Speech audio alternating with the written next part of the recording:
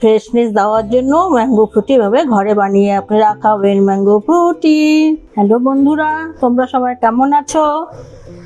আমি তো ভালোই আছি। আচ্ছা দেখো, আমি এখানে একটা প্লেটে আমি 3টা আম নিয়ে নিয়েছি। এই দেখো, 2টো পাকা আম নিয়েছি, একটা বড় একটা একটু ছোট, আর একটা কাঁচা আম নিয়েছি। বলো তো আমি কি বানাবো? বলতে পারছো না তো? আমি আজকে ম্যাঙ্গো ফ্রুটি বানাবো। ম্যাঙ্গো ফ্রুটি বানাতে ম্যাঙ্গোটা ফ্রুটি একটু মিষ্টি একটু টক ভাব থাকে না, ওই জন্য একটা কাঁচা আম। বললে তো বলবে, ভাববে তোমরা কাঁচা আমটা কেন নিলাম। আর খাট্টা মিঠা আর কি হয় যেটা ম্যাঙ্গো ফ্রুটিতে, ওটা। তাই এখন আমি কেটে নেই, পাকা আমও কেটে নেই, কাঁচা আমও কেটে নেই। এই যে আমি কাটছি, এভাবে আমি ওই কাঁচা আমও কেটে নেব, 2টো পাকা আম, একটা কাঁচা আম।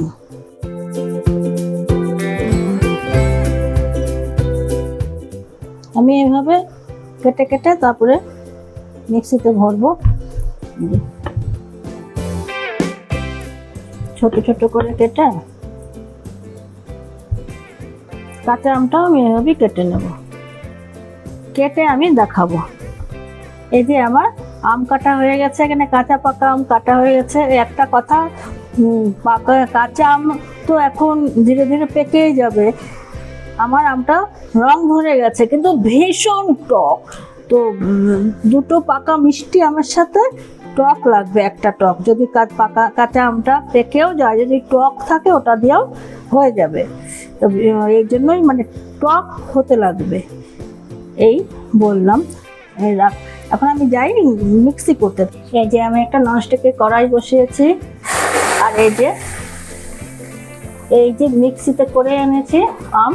এখানে 3টা আমই আছে, 2টো পাকা আম, একটা কাঁচা আম। কাঁচা আমটা উপরটা একদম শক্ত সবুজ রঙের, ভিতরটা একটু রং ধরে গেছে। সেরকম টক, খুব টক খাট্টা। এটা একটু জল মিলিয়ে দেবো। আমি মিক্সি করে গ্যাসে বসালাম, আপনারা কেটে নিয়েও গ্যাসে করে নিয়ে তারপরেও মিক্সি করতে পারবেন ঠান্ডা করে, যার যেটা সুবিধা অনুযায়ী। লেগেছিল মিক্সির জার ধুয়ে জল দিলাম। এখানে সব মিলিয়ে আমার 8 থেকে 900 গ্রাম হবে, 800-900 গ্রাম। মানে 2টো আম, বড় ছোট মিলে পাকা আম, কাঁচা আম, তারপরে মানে ছাড়িয়ে কেটে টেটে, আর এই চিনি। আমি এই 1 বাটি চিনি দিলাম।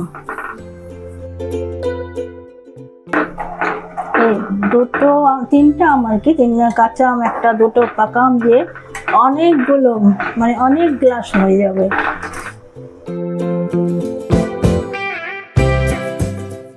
বন্ধুরা, যারা এখনো সাবস্ক্রাইব করোনি তারা সাবস্ক্রাইব করে দিও, আর লাইক দিয়ে দেখো, শেয়ার করে দিও বন্ধু বান্ধব পরিবারদের সাথে, কমেন্ট করো।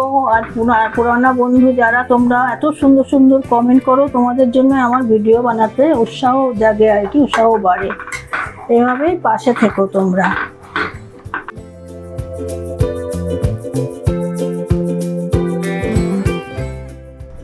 এই যে আমার এটা হয়ে গেছে 5-6 মিনিটই লাগে। আমি লো ফ্লেমেই করেছি। আগের থেকে কালারটা অনেক চেঞ্জ হয়ে গেছে। আগে যেরকম নাকি মিক্সি করে দিয়েছিলাম, মিক্সিতে কিন্তু আমি জল দিই নাই। এই যে মিক্সির জার ধুয়ে যে আমি জলটা দিলাম, ওই জলটাই ওখানে 1 কাপের মতন হবে, মিক্সি দিয়ে যে জলটা দিয়েছি। আর এটা বুঝবেন কি করে, এটা ঠান্ডা হয়ে গেলে আমি ছেঁকে নেব। এই যে এইভাবে যখন নাকি মাঝখানে দাগ হয়ে যাবে, তখন ভাববেন এটা হয়ে গেছে। আরেকবার দেখিয়ে দিচ্ছি। এই যে একদম দাগ হয়ে গেছে না, 2 ভাগ হয়ে গেল এইভাবে। এখন আমি গ্যাসটা বন্ধ করে দেব, দিয়ে এখানে আমি ভিনেগার দেব।